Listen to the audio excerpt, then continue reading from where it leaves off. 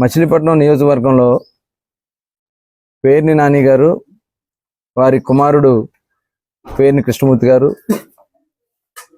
అరాచకాలు రోజు రోజుకి శృతిమించిపోతా ఉన్నాయి. విపరీతంగా దాడులు చేపిస్తూ, అక్రమ కేసులు కట్టిస్తూ, నిన్నటి వరకు అనేక మంది అమాయకుల్ని ఇబ్బంది పెట్టే కార్యక్రమాలు చేశారు. నిన్న పోలీస్ స్టేషన్కి వెళ్ళి హంగామా సృష్టించడం, ఎస్ఐ మీద వెళ్ళి దాడి చేసే దాకా దిగడం, ఫర్నిచర్ ధ్వంసం చేయటం, సీసీ కెమెరాలు ధ్వంసం చేయటం.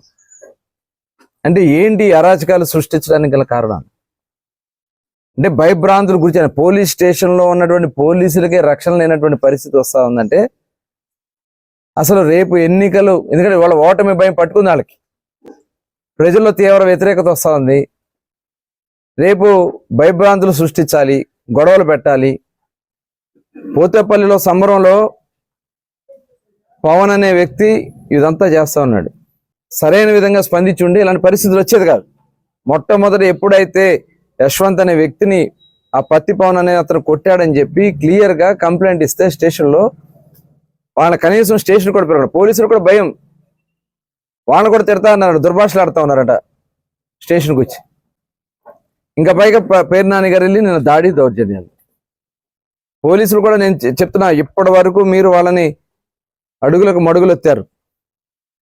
చాణక్య గారికి తెలుసంతా, వాళ్ళు కూర్చోమంటే కూర్చున్నారు, నుంచోమంటే నుంచున్నారు.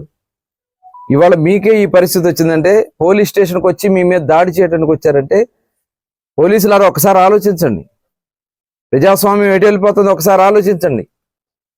ఇవాళ ప్రజాస్వామ్యాన్ని కాపాడటానికి కీలక బాధ్యత కలిగినటువంటి పోలీస్ ఏ పరిస్థితిలో మీరున్నారో ఒక్కసారి మీరు ఆత్మ పరిశీలన చేసుకోవాలని చెప్పి నేను కోరుతా ఉన్నా.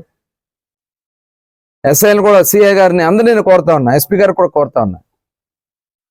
ఇవాళ ఈ రకంగా కేసు ఎవరి మీద పెట్టారండి? సెక్షన్స్ ఎవరి మీద పెట్టారండి? స్వయంగా పేర్ని నాని గారి కుమారుడు ముందు వచ్చి ఎస్ఐ మీద దాడి చేయడానికి వెళ్ళిపోయి అక్కడ గొడవ చేస్తా ఉంటే మళ్ళీ ఈయన వచ్చి ఈయన పెద్దదాన్ని సృష్టిస్తే మీరు ఎవరి మీద కట్టారండి కేసులు? వాళ్ళు పోలీస్ స్టేషన్ మీద వచ్చింది వాస్తవం కదా. మీడియా సాక్షిగా అక్కడ టోటల్ ఉన్నాయి, మీ దగ్గర సీసీ ఫుటేజ్లు ఉన్నాయి, లోపల జరిగినటువంటి సీసీ ఫుటేజ్లు ఉన్నాయి. ఇవన్నీ ఉండి మీ ఆధ్వర్యంలో ఆ కార్యక్రమం జరిగితే వీళ్ళ పేర్లు ఎందుకు పెట్టలేదు ఎస్పీ గారు? నేను స్ట్రైట్గా అడుగుతున్నా, పోలీస్ డిపార్ట్మెంట్ని స్ట్రైట్గా అడుగుతున్నా.